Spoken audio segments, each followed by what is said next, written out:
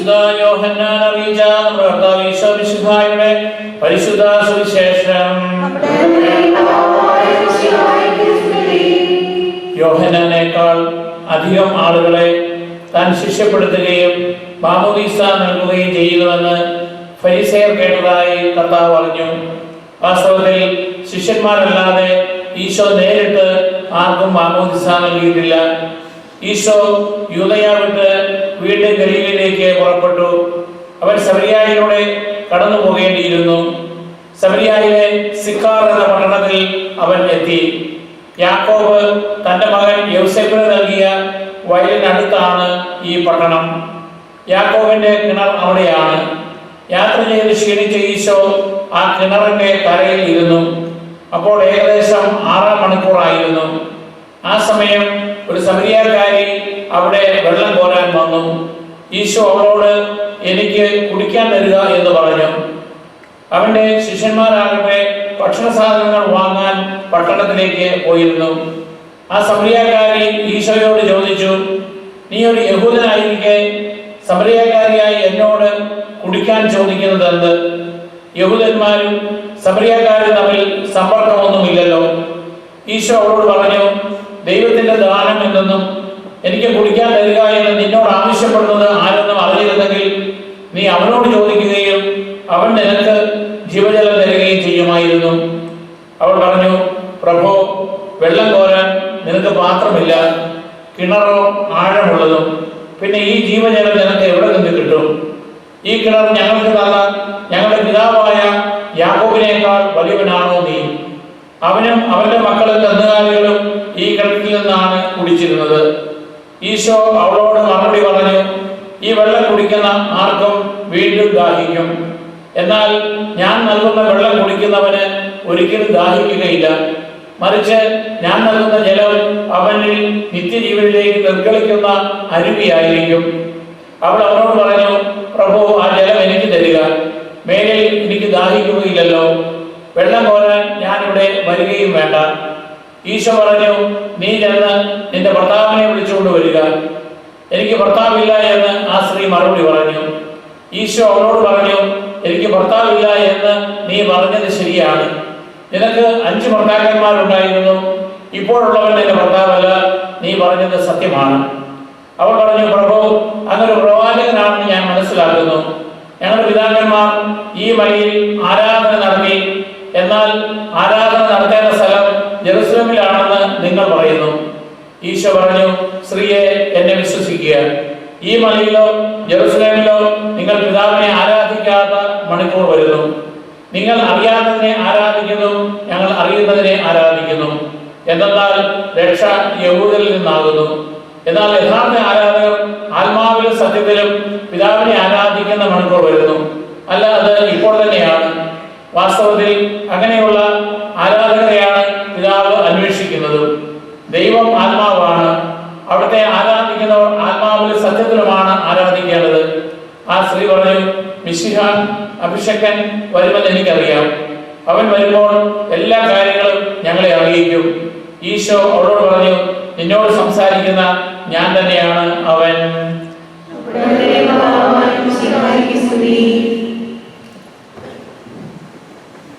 ഈ ദിനകാലത്ത് കർത്താവിനെ നമുക്ക് വെളിപ്പെടുത്തി തരുന്നവരെയാണ് പ്രത്യേകമായിട്ട് അനുസ്മരിക്കുക.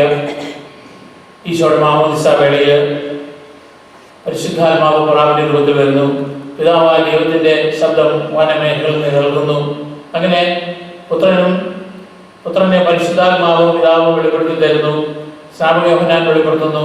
അങ്ങനെ നമ്മുടെ മാതാപിതാക്കന്മാർ വരെ നമുക്ക് വെളിപ്പെടുത്തി തരുന്നതിനെ ഇക്കാലത്ത് നമ്മൾ അനുസ്മരിക്കുന്നുണ്ട്. എന്നാൽ ഇന്നത്തെ സുവിശേഷത്തിൽ നാം കാണുക, ഈശോ തന്നെ ഒരു സമറിയാക്കാരിയോട്, ഒരു സ്ത്രീയോട്, സമറിയാക്കാരിയോട്, ഒരു പാപിനിയായ സ്ത്രീയോട് ഞാൻ തന്നെയാകുന്നു, അതായത് ഞാൻ എക്കാലവും ജീവിക്കുന്ന ദൈവം തന്നെയാകുന്നു എന്ന് വെളിപ്പെടുത്തുന്ന സംഭവമാണ് നമ്മൾ ഇന്ന് അനുസ്മരിക്കുക. ഈ സുവിശേഷ പശ്ചാത്തലം മനസ്സിലാക്കണമെങ്കിൽ ഹോളി ലാൻഡിൽ പോയിട്ടുള്ളവർക്ക് കൂടുതൽ മനസ്സിലാകുമെന്ന് വിചാരിക്കുന്നു. കാരണം മെഡിറ്ററേനിയൻ കടലിനും അതുപോലെ തന്നെ ജോർദാൻ നദിക്കും ഇടയ്ക്കുള്ള ഒരു സ്ട്രിപ്പിലാണ് ഈ ഹോളി ലാൻഡ് സ്ഥിതി ചെയ്യുക, അല്ലെങ്കിൽ കാനാൻ ദേശം. അവിടെ ജോർദാനും മറുകരയും അവർ താമസിച്ചിരുന്നു. എങ്കിലും അവിടെ 3 ഭാഗങ്ങളാണ് പ്രത്യേകിച്ചുള്ളത്. ഏറ്റവും സെൻട്രൽ ആയിട്ടുള്ളത് ജെറുസലേമാണ്, അല്ലെങ്കിൽ യൂദയായാണ്. പിന്നീട് അങ്ങ് നോർത്തിലെ ഗലീലിയുണ്ട്. അവിടെ യഹൂദന്മാരും വിജാതീയരും ഇടകലർന്ന് ജീവിക്കുന്ന സ്ഥലമാണ്. അവിടെയാണ് നസ്രത്ത് എന്ന യഹൂദ കോളനിയിൽ ഈശോ വളർന്നു വന്നത്. എന്നാൽ ഇത് രണ്ടിനും ഇടയ്ക്കുള്ള ഒരു പ്രദേശമാണ് സമറിയ എന്ന് പറയുന്നത്. സമറിയക്കാര് കൂടുതലും വിജാതീയ ദൈവങ്ങളെയും അതോടൊപ്പം തന്നെ യഹൂദരുടെ ഏകസത്ത ദൈവത്തെയും ആരാധിക്കുന്ന ഒരു സങ്കര വിഭാഗമായിട്ടാണ് കണക്കാക്കുക. അതുകൊണ്ടാണ് യഹൂദന്മാർക്ക് അവരും തമ്മിൽ എപ്പോഴും ശത്രുതയാണ്. അതുകൊണ്ടാണ് ഈ സമറിയക്കാർ ചോദിക്കുന്നത്, നമ്മൾ തമ്മിൽ സമ്പർക്കമില്ലല്ലോ, യഹൂദന്മാരും സമറിയക്കാരും തമ്മിൽ പിന്നെ നീ എങ്ങനെ ഞങ്ങൾ വെള്ളം ചോദിക്കുന്നത്? അവർ സാധാരണഗതിയിൽ യൂദയായിൽ നിന്ന് ഗലീലയിലേക്കോ ഗലീലയിൽ നിന്ന് യൂദായിലേക്കോ യാത്ര ചെയ്യുന്നവർ സമറിയ വഴി യാത്ര ചെയ്യുകയില്ല. അവർ യോർദാൻ നദി കടന്ന് അക്കരെ കടന്ന് അവിടെ നിന്ന് ആ തീരത്തുകൂടി താഴേക്ക് യാത്ര ചെയ്ത് വീണ്ടും യോർദാൻ നദി തിരിച്ച് ക്രോസ് ചെയ്തായിട്ടാണ് ജെറുസലേമിലേക്ക് പോവുക. അതുപോലെ തന്നെ തിരിച്ചും സാധാരണഗതിയിൽ അതാണ് റൂട്ട് എന്ന് വരികയും വളരെ ഷോർട്ടായിട്ടുള്ള റൂട്ട് സമറിയ വഴിയാണ്. ഈശോ കൂടുതൽ ആളുകളെ ജ്ഞാനസ്ഥാനപ്പെടുത്തുന്നുവെന്ന് ഫരീസയരെ മനസ്സിലാക്കി. ഫരീസയരെ സംബന്ധിച്ചിടത്തോളം അവരാണ് യഹൂദന്മാരുടെ പ്രമാണിമാര്. അവർ തീരുമാനിക്കുന്ന പോലെ വേണം എല്ലാ കാര്യങ്ങളും നടക്കാൻ. അപ്പൊ അതുകൊണ്ട് സ്നാപക യോഹന്നാൻ ഈ ആളുകളെ ജ്ഞാനസ്ഥാനപ്പെടുത്തുന്നത് അവർക്ക് ഇഷ്ടപ്പെട്ടില്ല. അതുകൊണ്ടാണ് അവരുടെ പ്രതിനിധികളെ അയച്ചിട്ട് ചോദിച്ചു, നിങ്ങൾക്ക് എന്തോ അധികാരത്താലാണ് നീ മാമോദിസ നൽകുന്നത്?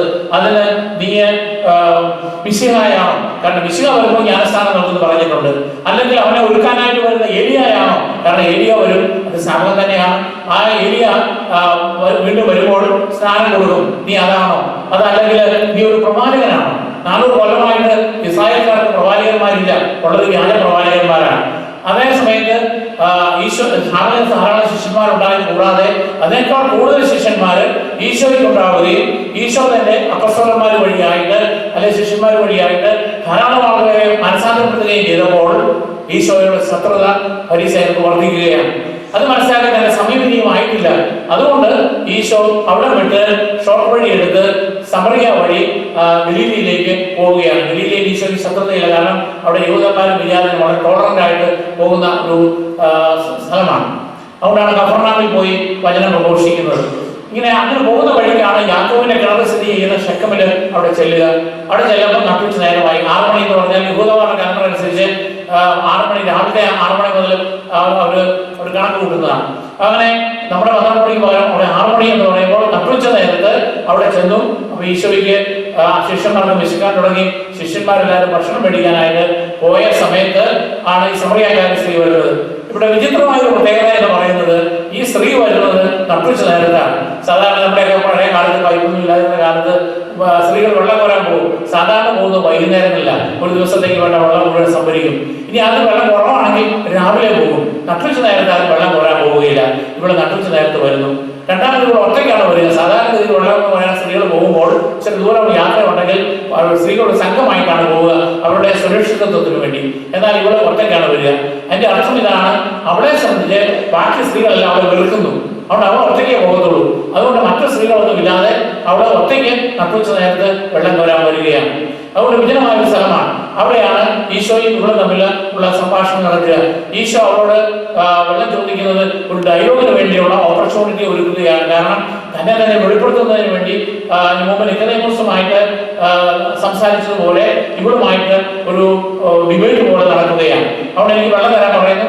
അപ്പൊ അവള് ചോദിക്കുന്നു, നമ്മൾ അതിൽ സമ്പർക്കമൊന്നുമില്ലല്ലോ എന്ന് പറയുമ്പോൾ, ഞാൻ ആരാണെന്ന് നീ അറിഞ്ഞിരുന്നെങ്കിൽ നീ എന്നോട് ചോദിക്കുകയും ഞാൻ നിനക്ക് ജീവജലം തരികയും ചെയ്യുമായിരുന്നു. അപ്പൊ വെറും ജലമല്ല ഞാൻ തരുന്നത്, നിത്യമായ ജീവൻ നൽകുന്ന വെള്ളം. ജീവൻ നിലനിർത്തുന്ന ജീവൻ തന്നെയാണ് ജീവജലമാണെങ്കിലും ഈശോ പറയുന്നത് ഞാൻ നിനക്ക് എക്കാലവും ജീവൻ നൽകുന്ന പരിശുദ്ധാത്മാവിനെ നൽകും. പക്ഷെ അതവർക്ക് മനസ്സിലാകുന്നില്ല. രണ്ടുപേരും രണ്ട് സങ്കല്പമില്ല. അവിടെ ഭൗതികമായ ജലത്തെക്കുറിച്ചും ഈശോ പരിശുദ്ധാത്മാവിനെ കുറിച്ചുമാണ് പറയുക. അതുകൊണ്ടാണ് അവർ ചോദിക്കുന്നത്, ഈ ആഴമുള്ള കിണർ നിന്റെ പോരാനുള്ള ഭാഗമില്ല, പിന്നെയാണോ നീ ഞങ്ങൾക്ക് ജീവജലം തരിക? അപ്പൊ അതിനോട് ആ സംഭാഷണത്തിലൂടെ പരസ്പരം വെളിപ്പെടുത്തുകയാണ്. അതുപോലെ തന്നെ അവൾ പറയുന്നുണ്ട്, നീ ഒരു യഹൂദനല്ലേ എന്ന് ചോദിക്കുന്ന അവള് പിന്നെ അവൾ ചോദിക്കുന്നത് പ്രഭു എന്നാണ് അവളെ അഭിസംബോധന ചെയ്യുക. കാരണം അവർക്ക് മനസ്സിലായി ഇവന്റെ വേഷം കൊണ്ട് യഹൂദനാണെങ്കിലും ഇവന് കുറെ കൂടി ദിവനായ ഒരു മനുഷ്യനാണ്, അറിവുള്ള മനുഷ്യനാണ്. അതുകൊണ്ടാണ് അവൾ പ്രഭു എന്ന് വിളിക്കുന്നു. മൂന്നാമത് വരുമ്പോൾ അവള് നീ ഒരു പ്രവാചകനാണ് എന്നുള്ളത് മനസ്സിലാക്കുന്നു. എന്നാൽ ഈശോ അവൾ വെളിപ്പെടുത്തുന്നത് ഇതെല്ലാം ഉപരിയായി ഞാൻ തന്നെയാകുന്നു. കാരണം മോശ മുൾപ്പടക്കപ്പിൽ വെച്ച് ദൈവത്തെ കണ്ടപ്പോൾ ഞാൻ ഈ ഇസ്രായേൽ ജനത്തോട് എന്താണ് പറയുന്നത്, നീ എന്നെ ആരാ അയച്ചത് എന്ന് പറയണമെങ്കിൽ നീ ആരാണ് എന്ന് ചോദിക്കുമ്പോഴാണ് ദൈവം അവനെ വെളിപ്പെടുന്നത്, I am who ഹുവയാം. അതായത് എക്കാലവും നിൽക്കുന്ന, ആരാലും സൃഷ്ടിക്കപ്പെടാത്ത, മറ്റുള്ളവരെല്ലാം മറ്റുള്ളവർ ദൈവത്താൽ സൃഷ്ടിക്കപ്പെട്ടവരാണ്, എക്കാലവും നിലനിൽക്കുന്ന അയാം, ഞാൻ അസ്തിത്വം എക്കാലവുമുള്ള അവനാണ് ഞാൻ എന്ന് വെളിപ്പെടുത്തുന്നു. അത് തന്നെയാണ് ഈശോ അവരോട് പറയുന്നത്, അയാം ഹുവയാം, അതാണ് ഞാൻ എന്ന് അവിടെ വെളിപ്പെടുത്തി കൊടുക്കുകയാണ്. ഇവിടെ അവള് അതിനുശേഷം ഇത് മനസ്സിലാക്കി കഴിഞ്ഞപ്പോൾ അവൾ കുടം അവിടെ വെച്ചു. അവള് വെള്ളം കോരാൻ വന്നാൽ അവൾ വെള്ളം കൊണ്ട് പോകുകയല്ല, അതിനേക്കാൾ തിരക്ക് കൂട്ടിക്കൊണ്ട് മാത്രം അവിടെ വെച്ചിട്ട്. കാരണം വെള്ളം കൊണ്ട് അവിടെ പോയാൽ അവൾക്ക് സ്പീഡിൽ പോകാൻ പറ്റത്തില്ല. വളരെ ഫാസ്റ്റായിട്ട് അവളുടെ ഗ്രാമത്തിലേക്ക് പോയിട്ട് ഈ ആളുകളോടെല്ലാം പറയുകയാണ്, ഇതാ യഹൂദന്മാർക്ക് വിശ്വസിക്കുന്ന, നമ്മൾ വരുമെന്ന് പ്രതീക്ഷിക്കുന്നതായ രക്ഷകൻ വന്നിരിക്കുന്നു, നിങ്ങൾ വേണമെങ്കിൽ വന്ന് കാണുക. അപ്പൊ നമ്മൾ സുവിശേഷത്തിന്റെ ആദ്യ ഭാഗം മാത്രമേ കണ്ടുള്ളൂ. അവരെല്ലാവരും ഓടി വരികയും അവർ ഈശോയെ അവരുടെ ഗ്രാമത്തിലേക്ക് ക്ഷണിക്കുകയും 2 ദിവസം ഈശോ അവരോട് പാർക്കുകയും ഈശോയെ മനസ്സിലാക്കുകയും ചെയ്ത് കഴിയുമ്പോൾ, ഇനി നീ പറഞ്ഞതുകൊണ്ടല്ല ഞങ്ങൾ വിശ്വസിക്കുക, ഞങ്ങൾ നേരിട്ട് കണ്ട് ബോധ്യപ്പെട്ടിരിക്കുന്നു എന്ന് പറയുകയും ചെയ്യുന്നു.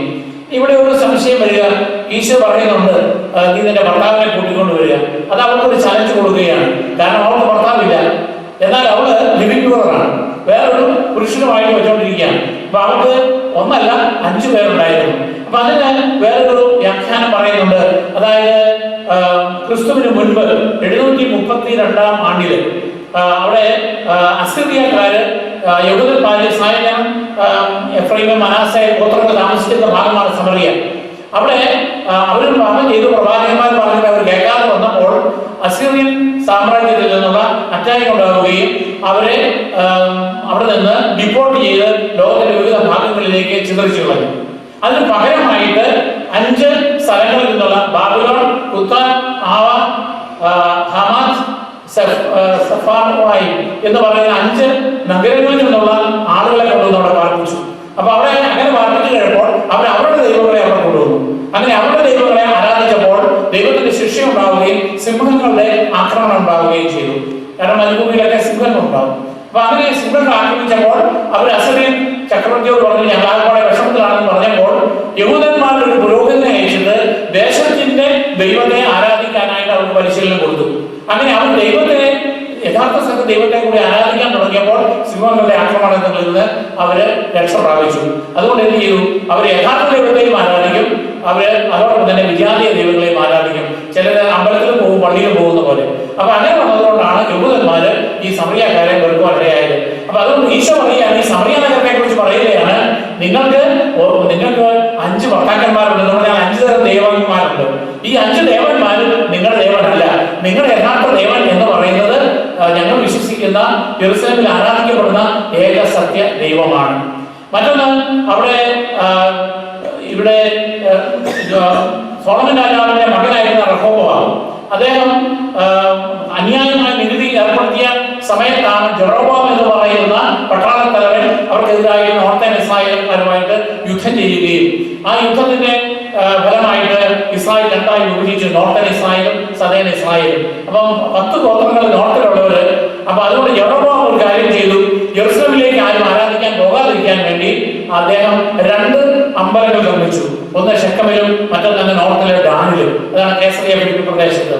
അപ്പൊ അങ്ങനെ അവിടെ മാത്രമേ ആരാധിക്കാവൂ, നിങ്ങൾ ആരും ഇങ്ങോട്ട് പോകരുത്. ചുരുക്കം ചില ആളുകൾ യെരൂശലേമിലേക്ക് പോയി, അക്ഷര വംശജർ ഉൾപ്പെടെയുള്ള ചില ആളുകൾ.